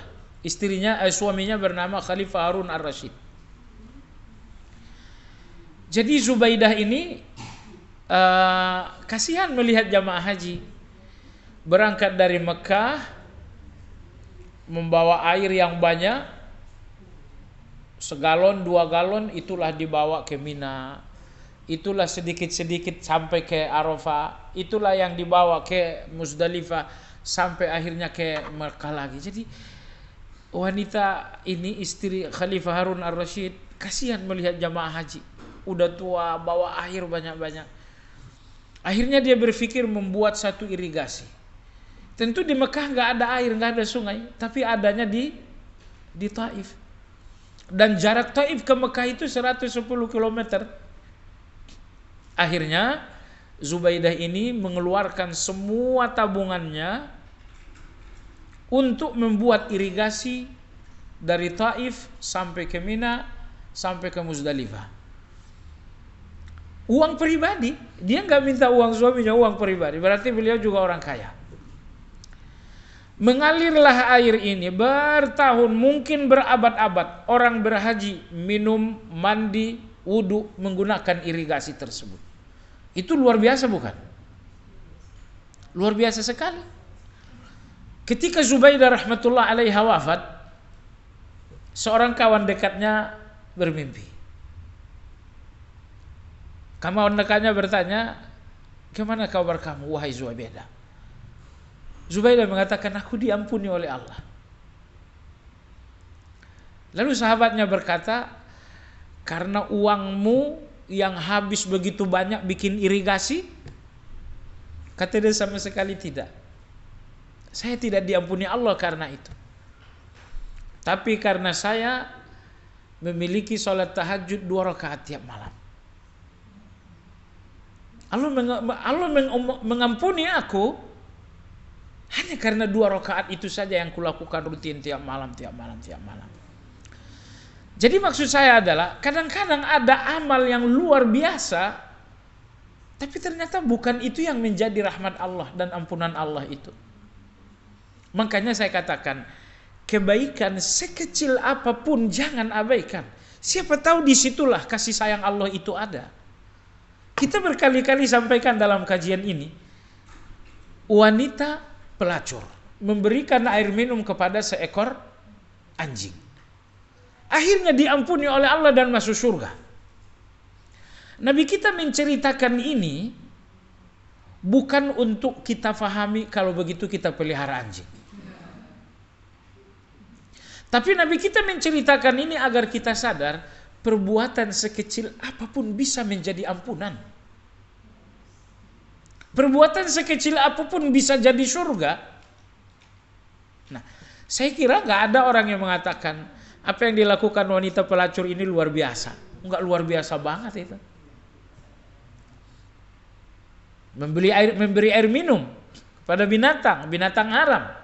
Nggak ada luar biasanya.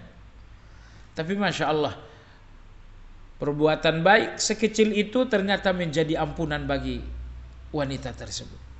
Makanya jamaah sekalian yang saya hormati, sekecil apapun kebaikan, lakukan saja. Patokannya cuma satu, mampu.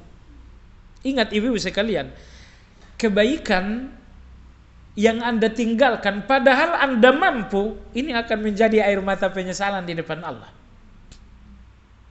Anda tidak akan menyesal kebaikan yang Anda tinggalkan karena Anda nggak mampu. Misalnya, apakah Anda akan menyesal di depan Allah karena Anda nggak haji? Enggak, karena Anda nggak mampu.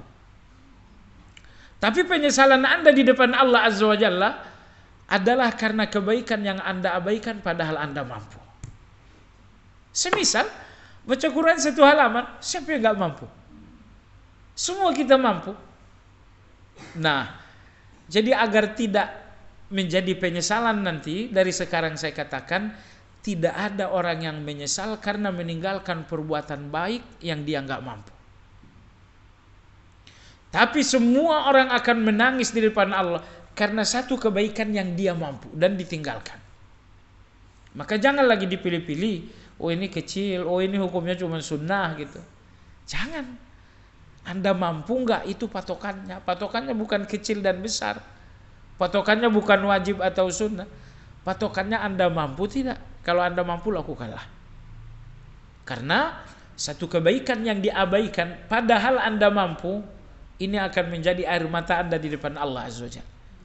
Ini akan menjadi penyesalan Anda di depan Allah Subhanahu wa taala. Berbuat baik kepada manusia.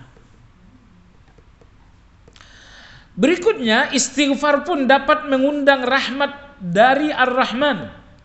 Ayat 46 dalam surat An-Naml, Allah berfirman, "Laula tastaghfirunallaha la'allakum turhamun." Artinya, mengapa kalian tidak minta ampun kepada Allah agar kalian dirahmati oleh Allah? Ayat ini ingin jelaskan, kalian ingin rahmat dan kasih sayang Allah, ucapkan istighfar. Ibu sekalian, rahmat Allah ini satu kata, di dalamnya terdapat semua keinginan. Anda ingin kesehatan, itu adalah rahmat Allah. Anda ingin anak-anak yang saleh, itu adalah rahmat Allah. Jadi satu kata yang mewakili semua keinginan dan kebahagiaan Anda adalah rahmat. Lalu Allah Tabaraka wa Ta'ala menantang Anda, kalian ingin rahmat, istighfar kepada Allah Azza wa Jalla. Astaghfirullah, astaghfirullah, atau astaghfirullah wa atubu ilaih. Astaghfirullah wa atubu ilaih, astaghfirullah wa atubu ilaih. Sambil Anda misalnya jalan sehat, jangan jalan sehat seperti orang bisu. Ya, Anda punya lisan bisa berbicara. Gerakkan lisan itu. Lidah Anda itu Masya Allah itu menghasilkan pahala yang luar biasa. Maka sambil Anda jalan sehat, sambil Anda berolahraga, astagfirullah, astagfirullah, astagfirullah. Nah, jadi Allah berfirman, kenapa kalian tidak istighfar agar Allah merahmati kalian? Jamaah sekalian, di antaranya hal yang menghasilkan kasih sayang Allah, zikir kepada Allah, termasuk sesuatu yang dicintai oleh Ar-Rahman. Zikir. Ibu sekalian, saya ingin lebih serius dalam hal ini. Ayat 124 dalam surat Toha, ayat 124 dalam surat Toha. Di sini tidak ada, tidak disebutkan. Saya cuma ingin menekankan zikir. Allah Subhanahu wa Ta'ala berfirman, "Wa man a'rada an dzikri fa inna lahu ma'isyatan dhanka." Siapa yang berpaling dari mengingatku, maksudnya dari zikir, fa inna lahu ma'isyatan dhanka, maka sungguh baginya kehidupan yang sempit. Sempit di dunia, sempit di kubur, sempit di akhirat. Subhanallah, ini ayat luar biasa sekali. Kalau bahasa bebasnya, terjemahan bebasnya, Allah katakan, kalau kalian tidak banyak berzikir, kalian akan menemukan kehidupan yang sempit. Makanya kadang-kadang hidup kita sempit dengan keadaan anak-anak yang gak baik. Kehidupan kita sempit dengan hutang piutang gak pernah lunas. Kehidupan ini sempit dengan kakak adik yang tidak akur. Allah sudah katakan dalam Al-Quran, kalau kalian tidak banyak berzikir, kalian akan menemukan kehidupan yang sempit. Nah, maka jangan main-main dengan zikir ini. Ingat, Zikir yang diperintahkan adalah zikir yang banyak, jangan 1 kali 2 kali. Ya, zikirlah sebanyak-banyaknya. Apa yang dimaksud dengan zikir sebanyak-banyaknya? Yang pertama, berzikirlah sesuai dengan situasi-situasi khusus. Maksudnya, keluar rumah ada zikirnya, masuk rumah ada zikirnya, naik kendaraan ada zikirnya, pakai baju baru ada zikirnya, tiba-tiba Anda lihat kecelakaan di jalan raya ada zikirnya. Ini zikir-zikir berhubungan dengan keadaan-keadaan khusus. Mau tidur ada zikirnya, bangun tidur ada zikirnya, mau makan ada zikirnya, selesai makan ada zikirnya. Nah, ini zikir hubungannya dengan keadaan-keadaan tertentu. Lalu yang kedua adalah zikir dalam hubungannya dengan waktu tertentu. Zikir selesai salat, zikir pagi hari, zikir sore hari. Ini yang dimaksud dengan zikir banyak. Zikir banyak, Anda berzikir sesuai dengan waktu dan sesuai dengan keadaan. Di pagi hari, zikir pagi. Nanti naik mobil, naik kendaraan, zikir naik kendaraan. Nah, namun Allah Azza wa Jalla mengancam bahwa orang-orang yang tidak banyak berzikir akan menemukan kehidupan yang sempit. Di sini disebutkan satu zikir, penulis berkata 2 kalimat yang ringan dalam ucapan, berat dalam timbangan, namun sangat dicintai oleh Allah. Apa itu? Subhanallah wa bihamdi, subhanallahil azim. Subhanallah wa bihamdi, subhanallahil azim. Anda tahu kenapa Allah cinta itu? Subhanallah wa bihamdi, subhanallah itu negasi, wa bihamdi itu afirmasi. Maksudnya subhanallah artinya maha suci Allah dari segala kekurangan dan keburukan. Maha suci Allah dari segala keburukan.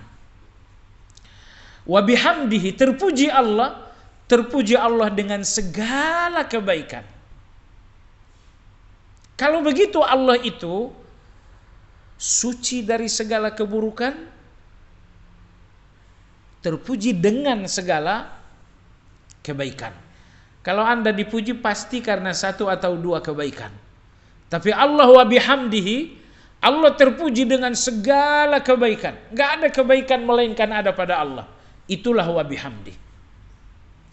Seseorang yang dicela karena 1, karena 2 keburukan, apakah ada keburukan bagi Allah? Tidak ada keburukan bagi Allah sedikit pun. Makanya subhanallah artinya maha suci Allah dari segala keburukan. Tidak ada keburukan bagi Allah. Wa bihamdihi, terpuji Allah dengan segala kebaikan-kebaikan. Nah, kesempurnaan Allah gabungan antara subhanallah dan wa bihamdi. Kalau Anda telah memahasucikan Allah dari keburukan dan Anda memuji Allah dengan segala kebaikan, itulah kemahasempurnaan itu. Saya ulangi, kemahasempurnaan Allah itu gabungan dari subhanallah dan wa bihamdi. Seandainya Anda katakan maha suci Allah dari keburukan, tapi Anda tidak memuji Allah dengan kebaikan, Anda tidak memahasempurnakan Allah. Atau sebaliknya, Anda memuji Allah dengan segala kebaikan, namun Anda tidak memahasucikan Allah dari keburukan, Anda pun tidak memahasempurnakan Allah. Jadi kalau Anda ingin memahasempurnakan Allah, yang pertama, mahasucikan Allah dari segala keburukan. Dan yang kedua, puji Allah dengan segala kebaikan. Baik, maka tadi subhanallah wa bihamdihi. Yang kedua subhanallah wa bihamdihi, subhanallahil azim. Maha suci Allah subhanahu wa ta'ala azim, yang maha agung. Maha agung. Baik jamaah sekalian, maha suci Allah dari keburukan. Ingat, memahasucikan Allah dari keburukan yang nyata itu gampang. Yang berat, memahasucikan Allah dari buruknya pikiran, itu yang berat. Kan tidak ada yang mengatakan Allah kejam, nggak ada yang mengatakan Allah itu jahat. Artinya tidak ada orang yang mengatakan Allah buruk dalam perbuatan nyata. Tapi memahasucikan Allah dalam fikiran itulah yang sangat berat. Karena banyak sekali buruk sangka kita kepada Allah. Ya, banyak sekali buruk sangka kita kepada Allah Subhanahu wa taala. Saya kenal satu orang gitu ya. Dia bilang, "Tah, bagaimana masa depan anak-anak saya ini?"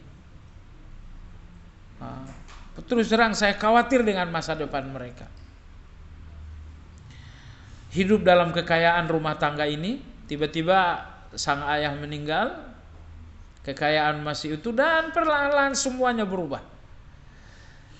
Setelah kita lihat, ternyata keadaan buruk yang dialami oleh anak-anak tidak lepas dari ucapan sang ayah yang buruk sangka kepada Allah Azza wa Jalla. Karena ayat ke-6 surat Al-Fatah, 5 hukuman akan terjadi kepada orang yang buruk sangka kepada Allah. 5 hukuman akan terjadi kepada orang yang buruk sangka kepada Allah. Ayat berapa tadi? Ayat 6 surat Al-Fatah. Allah berfirman, "Wa yu'adzibal munafiqina wal munafiqati wal musyrikin wal musyrikat adh-dhannina billahi dhannas saw." Allah akan menghukum munafik dan musyrik yang suudzon kepada Allah. Ayat ini menunjukkan yang suudzon kepada Allah cuma 2 macam, musyrik atau munafik. Apa hukuman untuk mereka? Hukuman yang pertama, alaihim dairatus saw. Buruk sangka mereka kepada Allah benar-benar akan terjadi. Ini hukuman pertama. Hukuman yang kedua, wa ghadiballahu alaihim, Allah murka. Hukuman yang ketiga, wa la'anahu, Allah laknat. Hukuman yang keempat, jahannam. Wa ghadiballahu wa la'anahu wa adda lahu jahannam. Wa sa'at masira, dan di jahannam pun dia akan menempati posisi yang paling buruk. 5. Ada 5. Yang pertama, semua prasangka buruk Anda akan terjadi. Dan yang kedua, Anda dimurkai oleh Allah. Yang ketiga, Anda dilaknat oleh Allah. Yang keempat, sampai di neraka Anda, sampai di akhirat Anda akan menghuni jahannam. Yang kelima, di jahannam pun Anda akan menempati bagian yang paling buruk. Jadi saya cuma ingin kasih tahu tadi, subhanallah artinya Allah maha suci. Sucikan Allah dari segala tuduhan-tuduhan buruk, termasuk sucikan Allah dari segala prasangka buruk. Maka saya katakan, anak-anak Anda mungkin nganggur, tapi jangan rusak hidupnya dengan suudzon Anda. Kamu kalau begini, entah bagaimana masa depanmu, nanti kamu kelaparan kalau bapak meninggal. Kamu akan melarat kalau bapak udah nggak ada. Subhanallah. Jadi seperginya Anda setelah meninggal Anda misalnya, artinya masa depan Anda, anak Anda ini nggak akan diurus lagi oleh Allah. Anda suudzon sekali kepada Allah Azza wa Jalla. Maka oleh sebab itu, dari sekarang jangan ada suudzon kepada Allah Subhanahu wa taala. Betapapun anak kita misalnya nakal, betapapun anak kita misalnya bandel, tetap, ya Allah, aku husnuzon, Engkau maha baik, Engkau maha menyayangi. Baik jamaah sekalian yang saya hormati, saya kira sampai di sini kajian kita. Insya Allah akan datang adalah Asmaul Husna berikutnya, yaitu Ar-Rahim. Ya, ada waktu bagi ibu yang ingin bertanya dipersilakan. Iya ibu, silakan. Allah barakatuh. Assalamualaikum.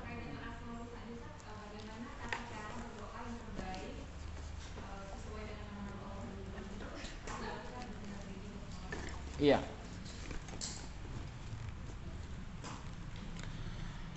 Cara berdoa dengan nama-nama Allah Subhanahu wa taala.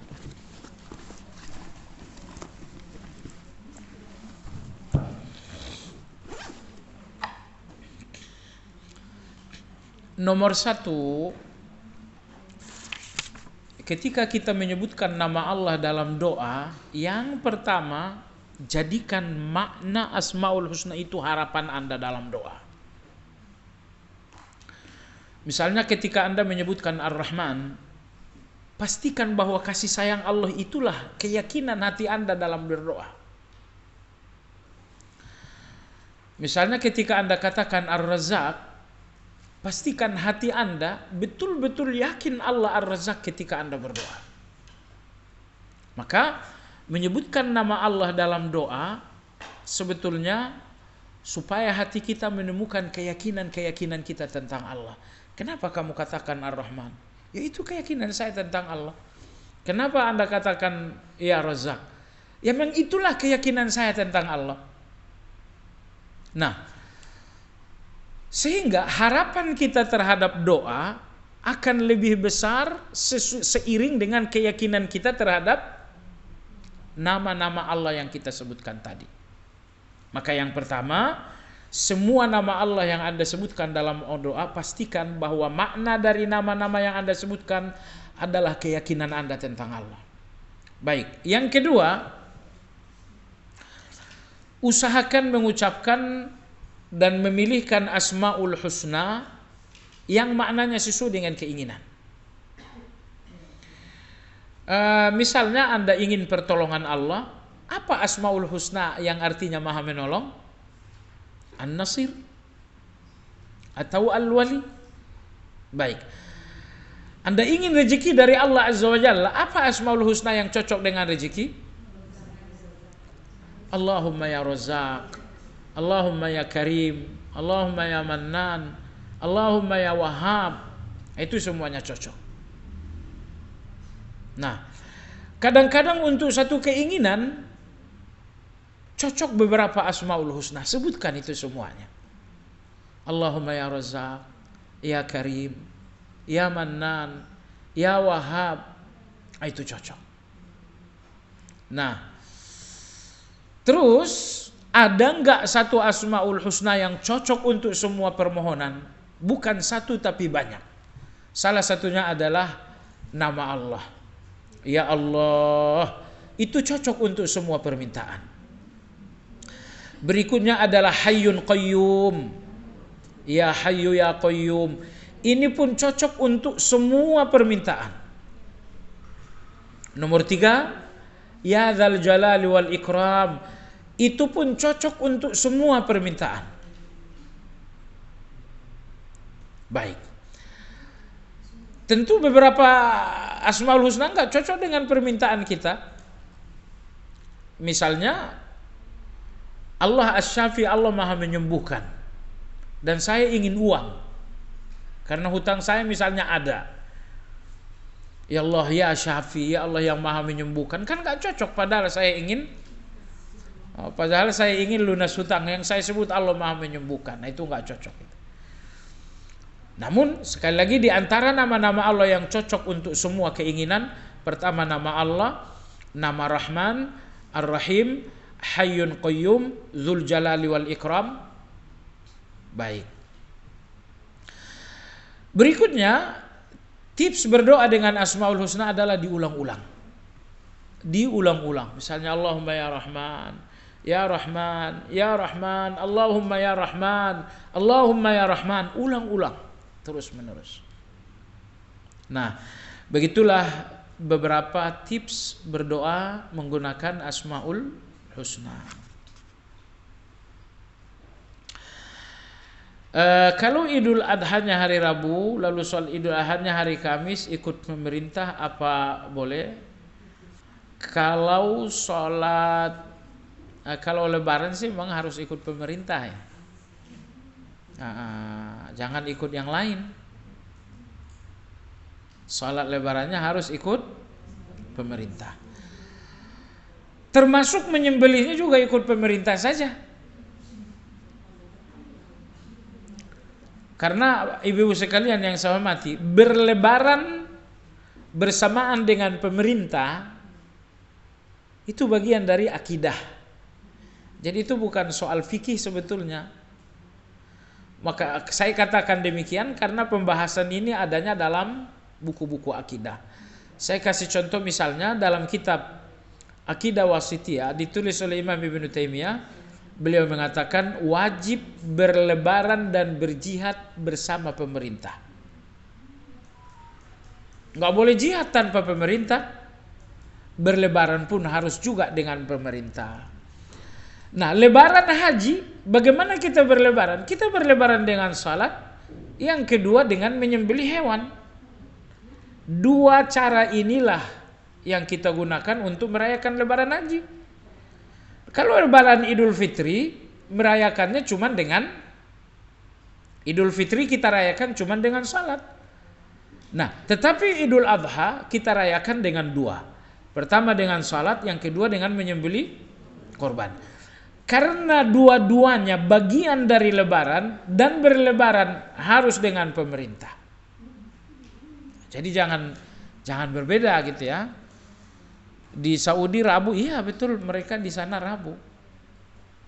Kalau kita hari Kamis. Dan bukan kita saja yang lebaran hari Kamis. Ya, beberapa negara-negara tetangga juga lebaran hari Kamis. Malaysia, Thailand, Singapura, Brunei. Negara-negara tetangga dalam penelitian hilal mereka hari lebaran jatuh hari Kamis. Baik. Jadi hari Kamis saja lebih baik. Ada pertanyaan lain? Waalaikumsalam warahmatullahi wabarakatuh. Amin ya Rabb.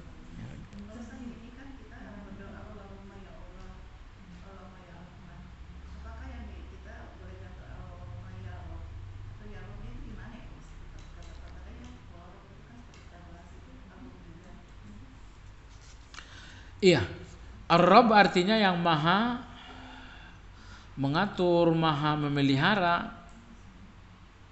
Gitu ya. Rabb itu pun sesuai untuk semua permintaan. Maka Anda berdoa misalnya Rabbana, atau Anda katakan misalnya Rabbi, Rabbighfirli wali walidayya, atau misalnya katakan Rabbi urzuqni, wahai Rabbku berikan aku rezeki. Karena Rabb artinya yang maha mengatur, yang maha memelihara. Itu dua-duanya makna Arab. Nah, apapun yang kita minta kepada Allah, Allah yang ngatur, Allah yang maha memelihara. Nah, jadi sehingga Rabb itu pun cocok untuk semua permintaan. Sehingga kita ke Anda misalnya berdoa, ya Rabb, aku minta kesembuhan. Seolah-olah Anda mengatakan, wahai Allah yang maha mengatur, Engkau yang mengatur siapa yang sakit, siapa yang sembuh. Engkau yang mengatur kapan yang sakit menjadi sembuh dan kapan pengobatan ini akan berakhir dengan sehat. Ya Rabb, wahai yang maha mengatur, berikan aku rezeki, karena yang ngatur rezeki itu adalah Engkau.